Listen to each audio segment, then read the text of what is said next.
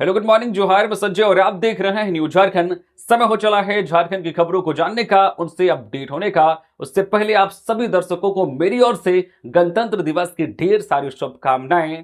तो आइए इस पावन अवसर पर हम सब भारत की एकता, अखंडता और संविधान का सम्मान करने का संकल्प ले।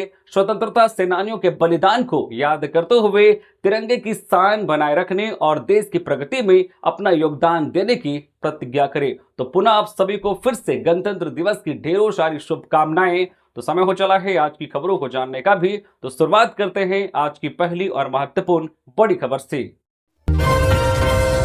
गणतंत्र दिवस के अवसर पर राज्यपाल आज सुबह 9 बजे करेंगे ऐतिहासिक मोरहाबादी मैदान में झंडोत्तोलन। 77वें गणतंत्र दिवस के अवसर पर राज्यपाल संतोष कुमार गंगवार आज 26 जनवरी को ऐतिहासिक मोरहाबादी मैदान में सुबह 9 बजे राष्ट्रीय ध्वज फहराएंगे। झंडा फहराने के बाद राज्यपाल मैदान में उपस्थित राज्य की आम जनता को संबोधित करेंगे। राज्यपाल द्वारा इस अवसर पर विशिष्ट सेवा के लिए चयनित अधिकारियों को सम्मानित भी करेंगे। साथ ही विभिन्न विभागों द्वारा प्रदर्शित की जाने वाली झांकियों का अवलोकन भी करेंगे। इसके बाद मुख्यमंत्री जिला स्कूल मैदान परिसर स्थित शहीद स्थल जाएंगे। वहां स्वतंत्रता संग्राम के अमर शहीदों को श्रद्धांजलि देने के बाद राजभवन लौट जाएंगे। वहीं गणतंत्र दिवस को लेकर रांची जिला प्रशासन ने विधि व्यवस्था और यातायात को नए सिरे से परिभाषित किया है। उनमें सुबह 8 बजे से दिन के 11 बजे तक मोरहाबादी मैदान, बरियातू रोड और उससे जुड़ने वाली प्रमुख सड़कों पर यातायात को नियंत्रित करने के लिए आम यात्री वाहनों का प्रवेश वर्जित कर दिया गया है। सुरक्षा के भी पुख्ता प्रबंध किए गए हैं। साथ ही कार्यक्रम के दौरान विधि व्यवस्था बनाए रखने के लिए भारी पैमाने पर पुलिस कर्मियों की तैनाती का निर्देश दिया गया है। इस बार गणतंत्र दिवस पर मोरहाबादी मैदान में कुल 12 विभागों द्वारा अपनी अपनी झांकियों का प्रदर्शन किया जाएगा। गणतंत्र दिवस हाई अलर्ट पर रांची, सुरक्षा चाक चौबंद, 4 आईपीएस, 6 डीएसपी व 17 इंस्पेक्टर को कमान।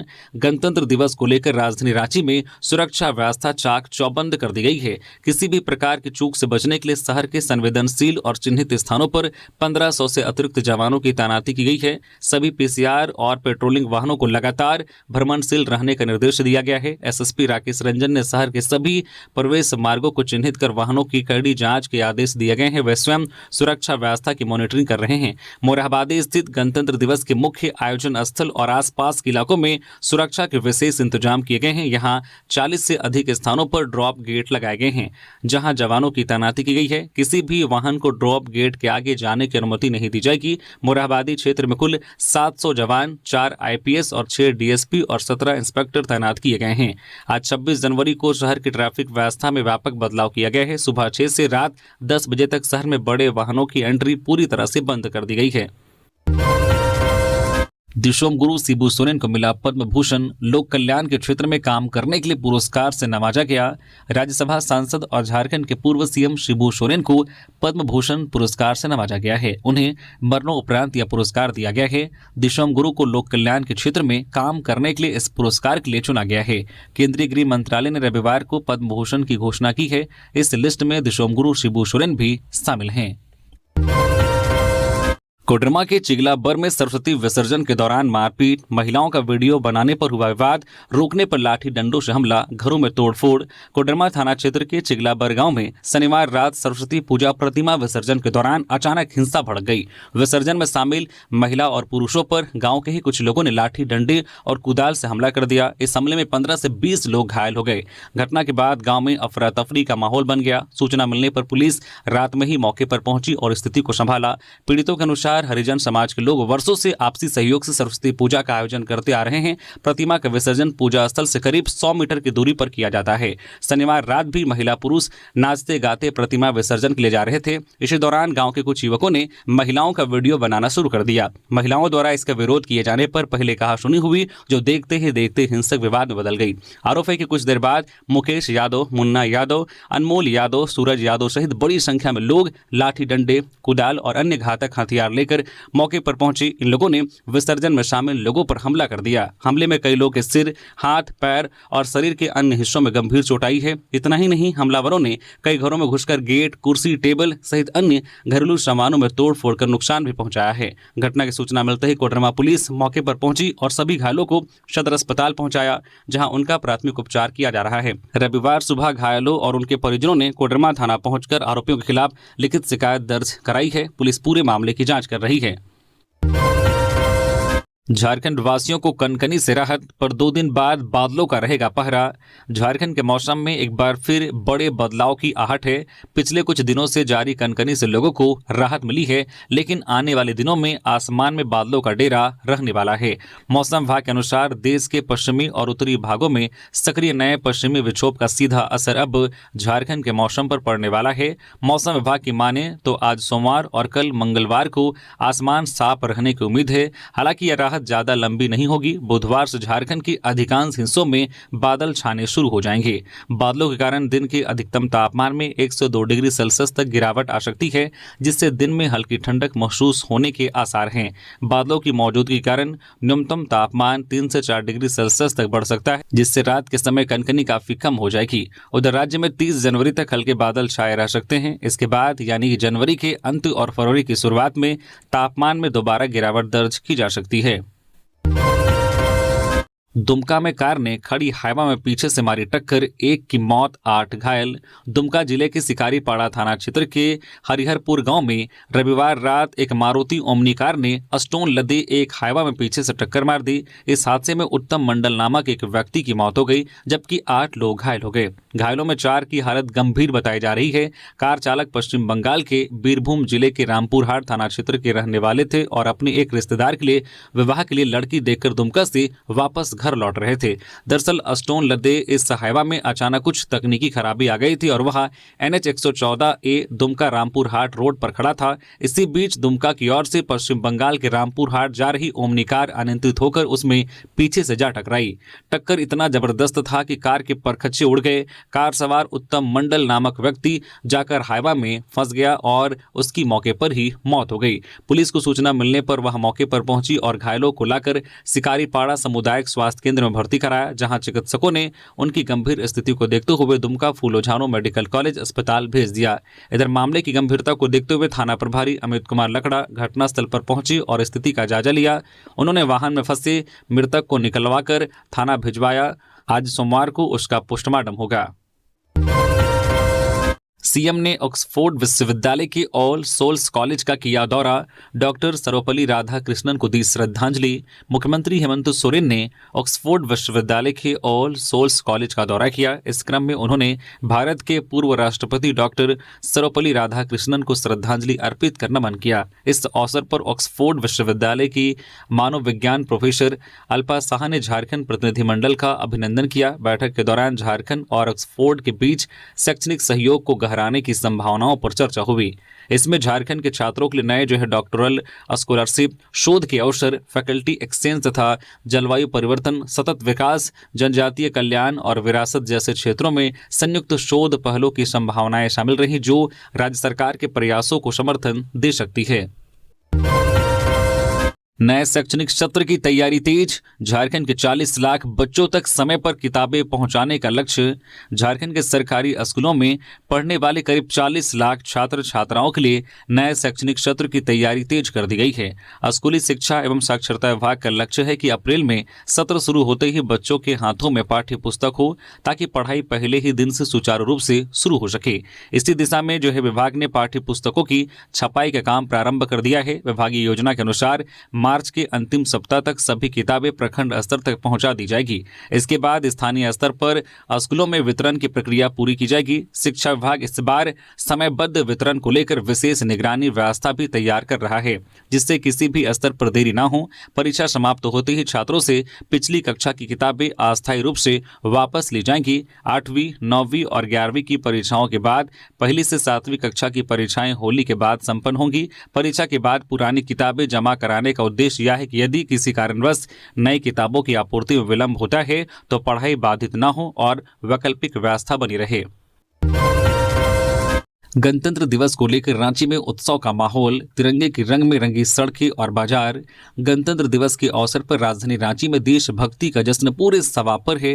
शहर की सड़कें, चौराहे और बाजार तिरंगे के रंगों में रंगे नजर आ रहे हैं। बाजार, हाट, चौक से लेकर प्रमुख चौराहों तक तिरंगे झंडों की सजावट ने शहर को उत्सवमय बना दिया है। हर और देशभक्ति गीतों की गूंज और राष्ट्र प्रेम से ओतप्रोत माहौल नजर आ रहा है। गणतंत्र दिवस का मुख्य समारोह रांची के मोरहाबादी मैदान में आज आयोजित किया जाएगा, जहां परेड और सांस्कृतिक कार्यक्रमों के साथ तिरंगा फहराया जाएगा। इस समारोह को लेकर प्रशासन की ओर से सुरक्षा और व्यवस्थाओं के पुख्ता इंतजाम किए गए हैं। वहीं शहीद चौक, विधानसभा परिसर, पुलिस मुख्यालय समेत विभिन्न सरकारी और निजी संस्थानों में भी तिरंगा फहराने की तैयारी पूरी कर ली गई है। गणतंत्र दिवस पर आज लंदन में भारत की लोकतांत्रिक विरासत का संदेश देंगे सीएम हेमंत सोरेन। भारत के गणतंत्र दिवस के अवसर पर मुख्यमंत्री हेमंत सोरेन लंदन में आयोजित विभिन्न कार्यक्रमों में आज भाग लेंगे। ये कार्यक्रम भारत के संवैधानिक मूल्यों, लोकतांत्रिक विरासत और समृद्ध सभ्यतागत परंपराओं को अंतर्राष्ट्रीय मंच पर प्रस्तुत करने का प्रतीक होंगे। गणतंत्र दिवस के कार्यक्रमों के तहत मुख्यमंत्री लंदन स्थित पार्लियामेंट स्क्वायर में राष्ट्रपिता महात्मा गांधी की प्रतिमा पर पुष्पांजलि अर्पित करेंगे। इस अवसर पर वे सत्य, अहिंसा और नैतिक नेतृत्व से जुड़े गांधी जी के सशक्त संदेश को स्मरण करेंगे, जो आज भी विश्व भर में स्वतंत्रता, न्याय और मानवाधिकार आंदोलनों को दिशा देता है। यह कार्यक्रम भारत की लोकतांत्रिक चेतना और वैश्विक मूल्यों के प्रति उसकी प्रतिबद्धता को दर्शाता है। इसके पश्चात मुख्यमंत्री डॉक्टर बाबा साहेब अम्बेडकर हाउस एवं संग्रहालय का भ्रमण करेंगे। डीजीपी तदासा मिश्रा ने जमशेदपुर में कानून व्यवस्था जांची, कायरो गांधी अपहरण स्थल का लिया जायजा, अधिकारियों को दिए निर्देश। झारखंड की पुलिस महानिदेशक डीजीपी तदासा मिश्रा ने जमशेदपुर का दौरा कर शहर की विधि व्यवस्था की हकीकत को परखा। डीजीपी ने शहर की विधि व्यवस्था और संवेदनशील रूटों पर भौतिक निरीक्षण किया और मौके पर तैनात पुलिस अधिकारियों से सुरक्षा व्यवस्था की जानकारी ली।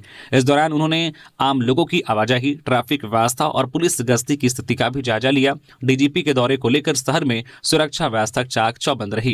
निरीक्षण के दौरान उन्होंने पुलिस अधिकारियों को सतर्क रहते हुए अपराध नियंत्रण को सर्वोच्च प्राथमिकता देने के निर्देश दिए। डीजीपी तदासा मिश्रा ने 14 दिनों से लापता व्यवसायी पुत्र कायरो गांधी के अपहरण स्थल का भी निरीक्षण किया। उन्होंने मौके पर मौजूद अधिकारियों से अब तक की जांच प्रगति की जानकारी ली और आवश्यक दिशा निर्देश दिए। डीजीपी ने स्पष्ट किया है कि इस संवेदनशील मामले में किसी भी स्तर पर लापरवाही बर्दाश्त नहीं की जाएगी। पाकुड़ डीसी को राष्ट्रपति ने दिया बेस्ट इलेक्शन डिस्ट्रिक्ट अवार्ड। राष्ट्रीय मतदाता दिवस 2026 के अवसर पर रविवार को राष्ट्रपति द्रौपदी मुर्मू द्वारा जोरावर स्टेडियम, मानेकशॉ सेंटर, नई दिल्ली छावनी में आयोजित राष्ट्रीय स्तर के कार्यक्रम में जिला निर्वाचन पदाधिकारी पाकुड़ मनीष कुमार को बेस्ट इलेक्शन डिस्ट्रिक्ट अवार्ड से सम्मानित किया गया है। भारत निर्वाचन आयोग द्वारा निर्वाचन संबंधित विभिन्न विभागों में बेहतर प्रदर्शन करने वाले राज्यों, केंद्र शासित प्रदेशों, जिलों एवं पदाधिकारियों को प्रत्येक वर्ष अलग अलग कैटेगरी में उनके पूरे वर्ष में किए गए कार्यों को देखते हुए सम्मानित किया जाता है। इसी क्रम में पाकुड़ जिले को 2025 में निर्वाचन से संबंधित विभिन्न स्तर के कार्यों में उत्कृष्ट प्रदर्शन हेतु बेस्ट इलेक्शन डिस्ट्रिक्ट के रूप में चयनित किया गया था। झारखंड में कैबिनेट विस्तार की सुगबुगाहट तेज, सीएम सोरेन के फैसले से कांग्रेस आरजेडी की बढ़ सकती है टेंशन। झारखंड की राजनीति में एक बार फिर से हलचल तेज होने के संकेत मिल रहे हैं। मुख्यमंत्री हेमंत सोरेन के विदेश दौरे से लौटने के बाद राज्य में कैबिनेट विस्तार को लेकर गतिविधियां तेज होने की पूरी संभावना है। सत्तारूढ़ गठबंधन के भीतर लंबे समय से चल रही चर्चाओं ने अब ठोस रूप लेना शुरू कर दिया है। इसके मुताबिक मुख्यमंत्री कैबिनेट विस्तार और संभावित फेरबदल को लेकर अंतिम निर्णय ले सकते हैं। कैबिनेट विस्तार की स्थिति में झारखंड मुक्ति मोर्चा के 2 विधायकों को मंत्री पद मिलेगा। इनमें एक विधायक संताल परगना क्षेत्र से और दूसरा कोल्हान क्षेत्र से होगा। ये दोनों क्षेत्र झामुमो की राजनीतिक दृष्टि से सबसे मजबूत पकड़ वाले माने जाते हैं। पार्टी नेतृत्व का मानना है कि इन क्षेत्रों को कैबिनेट में प्रतिनिधित्व देकर संगठनात्मक संतुलन और राजनीतिक संदेश दोनों साधे जा सकते हैं। कैबिनेट विस्तार की चर्चाओं के बीच राष्ट्रीय जनता दल राजद कोटे के मंत्री संजय यादव को लेकर भी संशय की स्थिति बनी हुई है। राजनीतिक गलियारों में यह चर्चा है कि मुख्यमंत्री हेमंत सोरेन राजद कोटे में बदलाव कर सकते हैं। यदि ऐसा होता है तो संजय यादव को मंत्रिमंडल से बाहर का रास्ता दिखाया जा सकता है। बिहार चुनाव के दौरान तालमेल के तहत सीटें नहीं मिलने के कारण झामुमो और राजद के रिश्ते में खटास आई है। ऐसे महत्वपूर्ण फैसला संभावित है। रेलवे से तब होगी वार्ता जब जनता की मांगों को करेंगे पूरा, विजय हांसदा।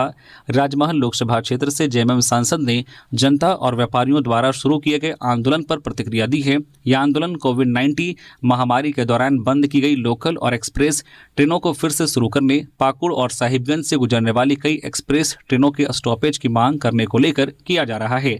सांसद विजय हांसदा ने कहा है कि पाकुड़ और साहिबगंज जिलों के रेलवे यात्रियों की मांगों को रेल अधिकारियों और रेल मंत्री तक जो कई बार लिखित और मौखिक रूप से पहुंचाया गया है और इस मामले को संसद में भी उठाया गया, लेकिन रेलवे ने इस क्षेत्र के लोगों की पूरी तरह से अनदेखी की है। सांसद ने कहा है कि अब जनता के पास आंदोलन करने के अलावा कोई चारा नहीं बचा है, इसलिए पत्थर और कोयले का परिवहन रोक दिया गया है। सांसद ने कहा है कि जनता के आंदोलन को हमारी पार्टी झारखंड मुक्ति मोर्चा ने समर्थन दिया है। सांसद ने कहा है कि जनता की मांग जायज है और रेलवे से तभी वार्ता होगी जब मांगे पूरी होंगी।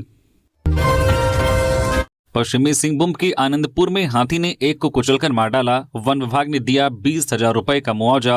पश्चिमी सिंहभूम जिले के आनंदपुर थाना क्षेत्र के बुरतुलुड़ा गांव के पहानटोला में रविवार तड़के हाथी के हमले में एक ग्रामीण की मौत हो गई। मृतक की पहचान लोकन मुंडा 60 वर्षीय मनोहरपुर थाना क्षेत्र के बरंगा गाँव का निवासी के रूप में हुई है। जानकारी के मुताबिक लोकन मुंडा अपने मामा के घर बुरतुलुड़ा पहानटोला आए हुए थे। रविवार की तड़के करीब 3 बजे वह शौच के लिए घर से बाहर निकले, तभी घर के बाहर पहले से मौजूद जंगली हाथी ने उन पर हमला कर दिया। हाथी ने उन्हें कुचल दिया, जिससे उनकी मौके पर ही मौत हो गई। घटना की सूचना मिलते ही वन विभाग की टीम मौके पर पहुंची। विभाग की ओर से मृतक के परिजनों को तत्काल 20,000 रुपए का मुआवजा दिया गया है। साथ ही आगे की मुआवजा प्रक्रिया एवं आवश्यक कार्रवाई शुरू कर दी गई है। ग्रामीणों का कहना है कि क्षेत्र में पिछले कुछ दिनों से हाथियों की आवाजाही बनी हुई है, इसके बावजूद पर्याप्त सुरक्षा व्यवस्था नहीं की गई है। ग्रामीणों ने वन विभाग से प्रभावित इलाकों में रात की गश्ती बढ़ाने, हाथी खदेड़ने की व्यवस्था करने और ग्रामीणों को सतर्क करने की मांग की है। मौके पर मुखिया अनिल नायक व आनंदपुर वन विभाग के अधिकारी और फॉरेस्ट गार्ड मौजूद थे। कर्तव्य पथ पर इतिहास रचेगा झारखंड का लाल, कर्नल जेके सिंह देंगे गणतंत्र दिवस परेड 2026 में अपनी आवाज। आज 26 जनवरी को कर्तव्य पथ पर आयोजित होने वाली गणतंत्र दिवस परेड 2026 भारत की लोकतांत्रिक विरासत, सैन्य शक्ति और सांस्कृतिक समृद्धि का भव्य प्रदर्शनी होगी। इस ऐतिहासिक आयोजन को स्वर देने का गौरवपूर्ण दायित्व झारखंड के धनबाद निवासी कर्नल जेके सिंह को सौंपा गया है। 26 जनवरी के अवसर पर देश की राजधानी नई दिल्ली में होने वाले मुख्य समारोह में झारखंड के रहने वाले कर्नल जेके सिंह की आवाज पूरे देश को सुनाई देगी। देश विदेश के करोड़ों दर्शकों तक इस विराट परेड का तथ्यपरक और भावुक वर्णन कर्नल सिंह अपनी प्रभावशाली आवाज से पहुंचाएंगे। आपको बता दें कि कर्नल जेके सिंह ने अपनी प्रारंभिक शिक्षा सैनिक स्कूल तिलैया से प्राप्त की है। राष्ट्रीय रक्षा अकादमी में उत्कृष्ट प्रदर्शन के लिए उन्हें फ्लाइट लेफ्टिनेंट आनंद मोहन पुरस्कार और वीर कुमार स्मृति पुरस्कार से सम्मानित किया गया। रांची के स्टेशनों पर गणतंत्र दिवस को लेकर कड़ी सुरक्षा, यात्रियों से सतर्क रहने का आह्वान। गणतंत्र दिवस को लेकर झारखंड में रेलवे स्टेशनों पर भी सुरक्षा कड़ी कर दी गई है। यात्रियों से भी आग्रह किया गया है कि वे भी सतर्क रहें। इसके साथ ही अगर किसी भी तरह की संदिग्ध वस्तु स्टेशन या ट्रेन में नजर आती है तो तुरंत रेलवे पुलिस से संपर्क करें।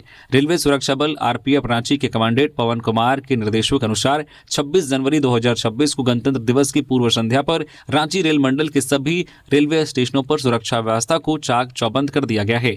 यात्रियों की सुरक्षा को सर्वोच्च प्राथमिकता देते हुए विशेष सतर्कता बरती जा रही है, जिसमें सीसीटीवी कैमरों की सघन निगरानी, सुरक्षा बलों की भारी तैनाती और निरंतर गहन गश्त शामिल हैं। पूरे रेलवे स्टेशन परिसर में विशेष निगरानी रखी जा रही है। साथ ही स्वान दस्ते से भी सघन जांच कराई जा रही है। वह यात्रियों की सुरक्षित और सुगम यात्रा सुनिश्चित करने के लिए स्टेशन परिसर में किसी भी संदिग्ध व्यक्ति, वस्तु या गतिविधि पर कड़ी नजर रखी जा रही है। यात्रियों से भी विशेष अपील करते हुए अधिकारियों ने कहा है कि स्टेशन क्षेत्र में कोई भी असामान्य गतिविधि दिखने पर तुरंत नजदीकी आरपीएफ, जीआरपी या रेलवे कर्मचारी को सूचित करें। अपने सामान का खुद नजर रखें। अनजान लोगों से कोई पैकेट या खाद्य सामग्री ना लें और किसी भी प्रकार की अफवाहों पर ध्यान न दें।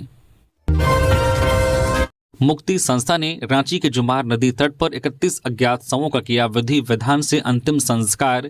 मुक्ति संस्था की ओर से रविवार को मानवता की मिसाल पेश करते हुए रांची के जुमार नदी के तट पर 31 अज्ञात शवों का पूरे विधि विधान के साथ अंतिम संस्कार किया गया। संस्था के सदस्यों ने रिम्स स्थित शौगरी से अज्ञात शवों को विधिवत पैक कर जुमार नदी तट पर पहुंचाया और वहां उनका अंतिम संस्कार संपन्न हुआ। इस अवसर पर मुक्ति संस्था के अध्यक्ष परवीन लोहिया ने सभी अज्ञात शवों को मुख अग्नि दी। अंतिम संस्कार के उपरांत अंतिम अरदास आशीष भाटिया द्वारा की गई। प्रवीण लोहिया ने इस मौके पर बताया कि मुक्ति संस्था निरंतर सामाजिक दायित्व का निर्वहन करते हुए लावारिस और अज्ञात शवों का सम्मान पूर्वक अंतिम संस्कार करती आ रही है। उन्होंने जानकारी दी है कि संस्था द्वारा अब तक कुल 2129 अज्ञात शवों का अंतिम संस्कार किया जा चुका है। पहले कानून व्यवस्था ठीक करे तभी आएंगे निवेशक, व्यवसायियों को रोज गैंगस्टर दे रहे धमकी, कौन आएगा झारखंड? सुदेश महतो। पूर्व उप मुख्यमंत्री एवं आजसू पार्टी के केंद्रीय अध्यक्ष सुदेश महतो ने राज्य की कानून व्यवस्था को लेकर हेमंत सोरेन सरकार पर तीखा हमला बोला है। उन्होंने कहा कि मुख्यमंत्री वर्ल्ड इकोनॉमिक फोरम में भाग ले रहे हैं, लेकिन राज्य की जनता, निवेशकों और व्यवसायी वर्ग को इससे कोई विशेष उम्मीद नहीं है। पार्टी कार्यालय में आयोजित मिलन समारोह के बाद मीडिया से बातचीत में सुदेश महतो ने कहा कि जमशेदपुर से 2 सप्ताह पहले अपहृत युवा व्यवसायी कैरो गांधी का अब तक कोई सुराग नहीं मिल पाया है। राज्य में व्यवसायियों को लगातार गैंगस्टरों से धमकियां मिल रही हैं। उन्होंने बताया कि आज भी एक व्यवसायी सुशांत गुप्ता से 2 करोड़ रुपए की रंगदारी मांगे जाने की खबर सामने आई है। सुदेश महतो ने कहा है कि जब तक राज्य की कानून व्यवस्था में सुधार नहीं होगा तब तक निवेशकों के आने की उम्मीद बेमानी है। असुरक्षा के माहौल में कोई भी निवेश नहीं करना चाहेगा। उन्होंने आरोप लगाया है कि हत्या, अपहरण और रंगदारी राज्य की पहचान बनती जा रही है। उन्होंने हाल ही में पढ़ा राजा सोमा मुंडा एवं अनिल टाइगर की हत्या का जिक्र करते हुए कहा है कि इन्हें जमीन माफियाओं ने मारा है। साथ ही उन्होंने कहा है कि बीते कई वर्षों से राज्य में सैकड़ों बच्चों के अपहरण की घटनाएं होती रही, लेकिन सरकार और प्रशासन मुखदर्शक बने रहे। बोकारो में जंगली हाथियों के हमले में पिता की मौत, बेटा गंभीर रूप से घायल। बोकारो जिले के कुमिया प्रखंड के कंडेर पंचायत अंतर्गत दरहा बेड़ा गांव में जंगली हाथियों के आतंक ने इंसानी जज्बे की दर्दनाक तस्वीर पेश की है। अपने बेटे की जान बचाने के प्रयास में एक पिता की मौके पर ही मौत हो गई। यह घटना पूरे इलाके को झकझोर देने वाली है। स्थानीय सूत्रों के अनुसार शनिवार रात 5 से 6 जंगली हाथियों का झुंड गांव में घुस गया। हाथियों ने एक घर को निशाना बनाते हुए दीवार तोड़नी शुरू कर दी। अचानक हुए हमले से गांव में अफरा तफरी मच गई और लोग जान बचाने के लिए इधर उधर भागने लगे। इसी दौरान मृतक करमचंद सोरेन ने खतरे को देखते हुए पहले अपनी पत्नी और छोटे बच्चे को सुरक्षित बाहर निकाला। उसके बाद वह अपने बड़े बेटे को बचाने के लिए दोबारा घर की ओर गया, तभी हाथियों का सामना उससे हो गया। प्रत्यक्षदर्शियों ने बताया कि एक हाथी ने करमचंद पर अचानक हमला कर दिया। हाथी ने उनकी गर्दन में दांत घुसाकर उन्हें जमीन पर पटक दिया। इस हमले में करमचंद की मौके पर ही मौत हो गई, जबकि उनका बड़ा पुत्र गंभीर रूप से घायल हो गया, जिसे इलाज के लिए अस्पताल में भर्ती कराया गया है। घटना के बाद से गांव में डर का माहौल है और ग्रामीण पूरी रात जगकर अपने घरों की निगरानी कर रहे हैं। गुमला के पालकोट में घायल जंगली भालू का रेस्क्यू, इलाज के लिए भेजा गया रांची।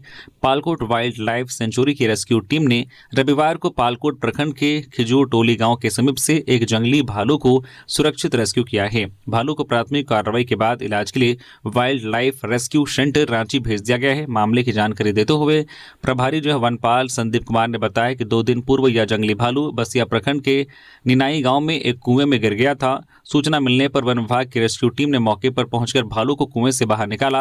हालांकि रेस्क्यू के दौरान ही वह जंगल की ओर भाग गया था। रविवार को ग्रामीणों ने फिर विभाग को सूचना दी कि एक जंगली भालू घायल अवस्था में पालकोट क्षेत्र के एक आम के बागान में बैठा हुआ है। सूचना मिलते ही पालकोट वाइल्ड लाइफ सेंचुरी की रेस्क्यू टीम मौके पर पहुंची और कड़ी मशक्कत के बाद भालू को पिंजरे में कैद कर लिया। इसके बाद भालू को पालकोट वाइल्ड लाइफ सेंचुरी कार्यालय लाया गया, जहां आवश्यक कागजी प्रक्रिया पूरी होने के बाद प्राथमिक जांच में भालू के घायल होने की पुष्टि हुई, जिसके बाद बेहतर इलाज के लिए उसे wild life sanctuary centre Ranchi भेज दिया गया। धनबाद पुलिस ने बाइक चोर गिरोह का किया भांडाफोड़, 11 चोरी की मोटरसाइकिलें बरामद, 2 आरोपी गिरफ्तार। वाहन चेकिंग के दौरान हुआ खुलासा। धनबाद जिले की हरिहरपुर पुलिस ने वाहन चोरी के खिलाफ चलाए जा रहे विशेष अभियान के तहत बड़ी सफलता हासिल की है। पुलिस ने एक सक्रिय बाइक चोर गिरोह का पर्दाफाश करते हुए 11 चोरी की मोटरसाइकिलें बरामद की है। गिरोह में शामिल 2 आरोपियों को गिरफ्तार किया गया। इस संबंध में बागमारा एसडीपीओ पुरुषोत्तम कुमार ने प्रेस वार्ता कर जानकारी दी। उन्होंने बताया कि वरिष्ठ पुलिस अधीक्षक के निर्देश पर जिले में अपराध नियंत्रण और वाहन चोरी पर अंकुश लगाने के लिए लगातार अभियान चलाया जा रहा है। इसी क्रम में 24 जनवरी को हरिहरपुर थाना क्षेत्र के बरवाडी चेक पोस्ट के पास वाहन चेकिंग के दौरान एक संदिग्ध बाइक सवार को रोका गया। जब उससे बाइक के कागजात मांगे गए तो वह कोई वैध दस्तावेज प्रस्तुत नहीं कर सका। पुलिस द्वारा सख्ती से पूछताछ करने पर आरोपी ने बाइक चोरी की बात स्वीकार कर ली है। उसने अपना नाम राहुल सिंह बताया। पूछताछ के दौरान राहुल ने खुलासा किया है कि वह अपने साथी शिव कुमार सोनारडी ओपी क्षेत्र के साथ मिलकर बाइक चोरी की घटनाओं को अंजाम देता था। पुलिस की छापेमारी में कुल 11 चोरी की मोटरसाइकिलें बरामद की गई है। झारखंड नगर निकाय चुनावों के लिए भाजपा ने कसी कमर, जल्द आएगी मेयर प्रत्याशियों की पहली लिस्ट। राज्य में होने वाले नगर निकाय चुनावों के लिए भारतीय जनता पार्टी के कार्यकर्ताओं ने अपनी दावेदारी सौंपी है, पर मंडलों में नए पर्यवेक्षकों ने इसकी प्रारंभिक सूची बना ली है। हालांकि निकाय चुनाव दलीय आधार पर नहीं होने हैं, लेकिन भाजपा अपने कार्यकर्ताओं को सक्रियता से चुनाव लड़ाएगी। अभी रांची, पलामू और देवघर से निकाय चुनाव के मेयर पद के लिए सबसे ज्यादा प्रत्याशियों ने अपनी दावेदारी सौंपी है। तीनों ही जगह 5 लोगों ने पार्टी से चुनाव लड़ने की इच्छा व्यक्त की है। निकाय चुनाव की घोषणा से पहले भाजपा जो पहले दौरे का सर्वेक्षण पूरा करना चाहती है, इसके साथ ही 29 और 30 जनवरी को निकाय क्षेत्र में एक और सर्वे कराया जाएगा। जनवरी के आखिरी तक निकाय चुनाव की घोषणा होने की स्थिति में भाजपा फरवरी के पहले सप्ताह में मेयर प्रत्याशियों की लिस्ट फाइनल कर देगी। स्वास्थ्य मंत्री के जिले में ऑक्सीजन प्लांट चालू नहीं, सदर अस्पताल में लगा प्लांट खा रहा जंग, सिविल सर्जन बोले चलाने के लिए फंड नहीं। झारखंड के स्वास्थ्य मंत्री डॉक्टर इरफान अंसारी के जिले जामताड़ा में एक भी ऑक्सीजन प्लांट नहीं है, जो है वो भी बीते 4 साल से चालू होने का इंतजार कर रहे हैं। जिले में कोरोना काल में 2 प्लांट लगाए गए थे, एक प्लांट मेहिजाम तो दूसरा सदर अस्पताल परिसर में। इन दोनों ही ऑक्सीजन प्लांट को कोरोना संक्रमण के तीसरे चरण को ध्यान में रखते हुए तैयार किया गया था।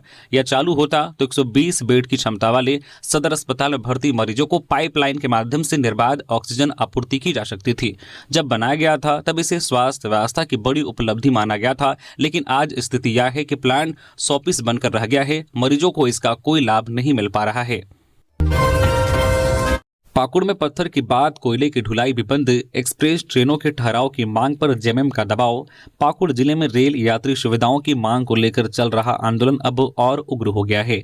पत्थर की लोडिंग बंद किए जाने के बाद अब शनिवार से रेल मार्ग के जरिए कोयले की ढुलाई भी पूरी तरह से बंद कर दी गई है। झारखंड मुक्ति मोर्चा के आह्वान पर लोटामारा रेलवे साइडिंग से कोयले का परिचालन बंद कर दिया गया है, जिससे रेलवे को भारी राजस्व की हानि उठानी पड़ रही है।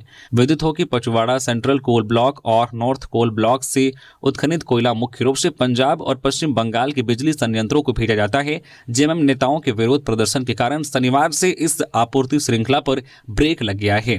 आंदोलनकारियों का स्पष्ट कहना है कि जब तक पाकुड़ और साहिबगंज के रेल यात्रियों की बुनियादी मांगों को पूरा नहीं किया जाता, तब तक आर्थिक नाकेबंदी जारी रहेगी। मुख्यमंत्री हेमंत सोरेन और उनकी टीम 27 जनवरी को लौटेगी रांची। मुख्यमंत्री हेमंत सोरेन, विधायक कल्पना सोरेन और उनके साथ गई अधिकारियों की टीम 27 जनवरी को रांची लौटेगी। मालूम हो कि मुख्यमंत्री हेमंत सोरेन अपनी टीम के साथ 17 जनवरी को रांची से दिल्ली और फिर वहां से दावोस स्विट्जरलैंड के लिए रवाना हुए थे। दावोस में वर्ल्ड इकोनॉमिक फोरम की बैठक में भाग लेने के बाद 22 जनवरी की रात से 26 जनवरी तक यूके में रहेंगे। 27 जनवरी को रांची लौटेंगे। यहाँ मालूम हो कि मुख्यमंत्री के बाद नगर विकास एवं आवास तथा पर्यटन, कला, संस्कृति व खेलकूद मंत्री सुदिव्य कुमार सोनू के नेतृत्व में अधिकारियों की दूसरी टीम बाद में यूके के लिए रवाना हुई। वहां दावोस से मुख्यमंत्री के साथ गई टीम और सुदिव्य कुमार सोनू के नेतृत्व में गई टीम ने अलग अलग विषयों पर बैठक, मंथन, सेमिनार में भाग लिया। झारखंड में निवेश की संभावनाओं पर विचार किया। पाकुड़ में बंगाल का कुख्यात अपराधी गिरफ्तार, एनडीपीएस एक्ट, आर्म्स एक्ट समेत कई गंभीर धाराओं में केस बंगाल पुलिस को सौंपा। नगर थाना पुलिस ने पश्चिम बंगाल के एक कुख्यात अपराधी को गिरफ्तार कर बड़ी सफलता हासिल की है। गिरफ्तार आरोपी के खिलाफ पश्चिम बंगाल के सूती थाना में कुल 12 आपराधिक मामले दर्ज हैं और वह इन मामलों में वारंटी भी था। आरोपी की पहचान अनिकुल खान उर्फ जो एनी खान के रूप में हुई है। वह मियारुद्दीन खान का पुत्र और सूती थाना क्षेत्र के नतुनचंद गांव का निवासी है। उस पर एनडीपीएस एक्ट, आर्म्स एक्ट समेत कई गंभीर धाराओं में केस दर्ज हैं। सारंडा मुठभेड़ पर माओवादियों ने ऑडियो जारी कर दिया बड़ा बयान, 17 साथियों की मौत को बताया फर्जी।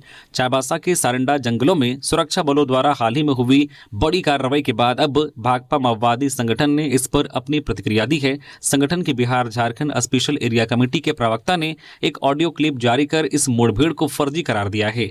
माओवादियों ने सुरक्षा बलों पर सुनियोजित साजिश के तहत हमला करने के गंभीर आरोप लगाए हैं। जारी बयान में प्रवक्ता ने दावा किया है कि 22 जनवरी 2026 को कोबरा बटालियन, झारखंड जगुआर और जिला पुलिस ने सारंडा के बहुदा और कुमडीहा गांव के पास उनके दस्ते पर अचानक हमला किया। संगठन का आरोप है कि सुरक्षा बलों ने बिना किसी चेतावनी की अंधाधुंध फायरिंग की। माओवादियों ने इसे आम मुठभेड़ के बजाय एक सुनियोजित हत्या बताया है। संगठन ने चौंकाने वाला आरोप लगाते हुए कहा है कि सुरक्षा बलों ने जीपीएस ट्रैकर और खाद्य सामग्री में जहर मिलाने जैसी साजिशों का सहारा लिया है। ऑडियो बयान में माओवादियों ने स्वीकार किया है कि इस कार्रवाई में उनके संगठन को बड़ा नुकसान हुआ है। उन्होंने मारे गए अपने साथियों को लाल सलाम कहकर श्रद्धांजलि भी अर्पित की है। 19 दिनों बाद भी नहीं मिल सका 7 वर्षीय बजरंगी, नाना फोटो लेकर गांव-गांव भटकने को मजबूर। साहिबगंज जिले के बड़हरवा रेलवे स्टेशन पर 5 जनवरी को बड़हरवा साहिबगंज पैसेंजर ट्रेन खुलने के बाद अपने नाना से बिछड़ा 7 वर्षीय बजरंगी रिकियासन का अब तक कोई सुराग नहीं मिल सका है। 19 दिनों बीत जाने के बाद भी बच्चे की जानकारी न मिलने से परिजन गहरे सदमे में हैं। लापता बच्चे के नाना विदेश्वरी रिकियासन बदहवास हालत में अपने नाती की फोटो लगी तख्ती लेकर गांव-गांव लेकर भटकने को मजबूर हैं। जानकारी के अनुसार साहिबगंज जिले के छोटा मदनसाली निवासी विदेश्वरी रिकियासन अपने नाती बजरंगी के साथ घर लौटने के क्रम में बड़हरवा रेलवे स्टेशन पर ट्रेन में सवार हुए थे। इसी दौरान बच्चे को भूख लगी और खाने की जिद करने लगा। इस पर नाना कुछ खाने का सामान लेने स्टेशन से बाहर चले गए, तभी अचानक ट्रेन खुल गई और बच्चा ट्रेन में ही रह गया। घटना के बाद नाना ने बड़हरवा रेल थाना पहुंचकर इसकी सूचना दी। जीआरपी ने तीनपाड़ा, साहिबगंज सहित अन्य रेलवे स्टेशनों को अलर्ट किया, लेकिन अब तक बच्चे का कोई पता नहीं चल सका है। गुरुजी को पद्म भूषण मिलना झारखंड वासियों के लिए गौरव का क्षण। रघुवर दास, पूर्व मुख्यमंत्री रघुवर दास ने झारखंड आंदोलन के अग्रदूत दिशोम गुरु स्वर्गीय शिबू सोरेन को पद्म भूषण सम्मान मिलना हर झारखंड वासियों के लिए गौरव का क्षण है। उन्होंने अपना पूरा जीवन झारखंड की पहचान, आदिवासी समाज के अधिकारों, जल जंगल जमीन और सामाजिक न्याय की लड़ाई को समर्पित किया है। उनका संघर्ष, समर्पण और जनसेवा की भावना आने वाली पीढ़ियों के लिए प्रेरणा है। इसके अलावा भाजपा के कई अन्य नेताओं ने भी गुरुजी को दिए गए पद्म भूषण सम्मान का स्वागत किया है। यह सम्मान केवल एक व्यक्ति का नहीं, बल्कि झारखंड की मिट्टी, संघर्ष की परंपरा और जन आंदोलन की भावना का सम्मान है। गुरुजी को सादर नमन। नेता प्रतिपक्ष बाबूलाल मरांडी की सुरक्षा में चूक, तिलैया ब्रिज पर खराब हुई गाड़ी। तिलैया से बड़ी खबर निकलकर सामने आई है। बताया जा रहा है कि झारखंड के नेता प्रतिपक्ष बाबूलाल मरांडी की गाड़ी रविवार को तिलैया ब्रिज पर खराब हो गई, जिसके बाद सभी तिलैया ब्रिज पर घंटों सड़क पर खड़े होकर गाड़ी बनने का इंतजार किया। वहीं इस घटना के बाद सुरक्षा व्यवस्था पर कई सारे सवाल उठने लगे हैं। आपकी जानकारी के लिए बता दें कि झारखंड के नेता प्रतिपक्ष बाबूलाल मरांडी के काफिले में चलने वाली सभी गाड़ियां पुरानी हो गई है। कहा जा सकता है कि कारकेड में चलने वाली सभी गाड़ियों की स्थिति भी जर्जर हो गई है। वही मिली जानकारी के अनुसार खराब हुई वाहन को बनाने में सुरक्षा टीम को काफी मशक्कत करनी पड़ी। ये सभी वीआईपी गाड़ियां 2012 की हैं, जो अब भरोसेमंद नहीं हैं। पूर्व मुख्यमंत्री और अन्य जो वीआईपी को मिलने वाली गाड़ियां भी ज्यादातर फेल हो चुकी है। भोले बाबा की शरण में प्रदेश भाजपा अध्यक्ष आदित्य साहू ने बासुकीनाथ और बाबा वैद्यनाथ धाम में की पूजा। भारतीय जनता पार्टी के नवनिर्वाचित प्रदेश अध्यक्ष आदित्य साहू बासुकीनाथ धाम पहुंचे और विधि विधान से बाबा फौजदारी की पूजा अर्चना की। इस दौरान उन्होंने समस्त राज्यवासियों के कल्याण के लिए भोलेनाथ एवं माता पार्वती की मंगल आरती भी की। पूजा अर्चना के बाद कार्यकर्ताओं के साथ उन्होंने प्रधानमंत्री नरेंद्र मोदी का रेडियो कार्यक्रम की मन की बात को भी सुना। इन कार्यक्रमों के बाद उन्होंने पत्रकारों को बताया है कि प्रदेश अध्यक्ष का पद संभालने के बाद बाबा बासुकीनाथ से आशीर्वाद लिया है। बाबा से मांगा है कि एक बार फिर से भाजपा की सरकार हो और वर्तमान राज्य सरकार की गलत नीति के कारण राज्य में कुव्यवस्था के आलम से लोगों को छुटकारा मिल सके। उन्होंने बताया कि राज्य में कानून व्यवस्था की स्थिति काफी गंभीर है। उन्होंने लोहरदगा में मूर्ति विसर्जन के दौरान बिगड़े हालात पर भी चिंता व्यक्त की है और सरकार से पीड़ित को तत्काल न्याय दिलाने की मांग की है। रांची के रातू रोड फ्लाईओवर पर सड़क हादसा, रिवर्स में आ रही जेसीबी से टकराई कार। रातू रोड फ्लाईओवर पर रविवार को पिचका मोड़ के पास एक सड़क हादसा हो गया, जहां एक टाटा हैरियर कार की टक्कर जेसीबी से हो गई। दरअसल कार पंडरा की ओर आ रही थी और फ्लाईओवर पर सफाई का कार्य चल रहा था। इसी दौरान जेसीबी रिवर्स में आने लगा। इसी दौरान कार से जेसीबी की टक्कर हो गई। कार में सवार 3 लोग घायल हो गए। वहीं कार में सवार एक महिला का हाथ भी टूट गया। कार में सवार संजय तिवारी ने बताया कि जेसीबी कोई महिला चला रही थी। वही जेसीबी में आगे भी जो है रिवर्स में सफाई कार्य चल रहा था। इस घटना में चंचला तिवारी नामक महिला का हाथ भी टूट गया। वहीं बाकी गाड़ी में सवार लोगों को हल्की चोट आई है। हादसा इतना भयावह था कि गाड़ी के एयरबैग तक खुल गए। वही घटना के बाद मौके पर मौजूद प्रत्यक्षदर्शियों ने फ्लाईओवर पर इस तरह जेसीबी से सफाई कराए जाने पर सवाल उठाए। लोगों का कहना है कि व्यस्त फ्लाईओवर पर जो भारी मशीनों से सफाई कार्य कराना खतरनाक साबित हो सकता है। यदि यातायात को नियंत्रित किए बिना ऐसे काम होते रहे तो भविष्य में इस तरह की घटनाएं आम हो जाएंगी। लोगों ने प्रशासन से सुरक्षा के पुख्ता इंतजाम और वैकल्पिक व्यवस्था की मांग की है। तो ये थी आज की झारखंड की टॉप बड़ी खबरें। इसी तरह से झारखंड की हर एक छोटी बड़ी खबर देखने के लिए आप हमारे चैनल न्यूज झारखंड चैनल को सब्सक्राइब करके बेल आइकन प्रेस कर दीजिए, जिससे आप तक झारखंड की हर एक छोटी बड़ी खबर का अपडेट आप तक पहुंचता रहे। तो अभी के लिए बस इतना ही, हमें दीजिए इजाजत, फिर मिलते हैं किसी और खबरों के साथ। धन्यवाद।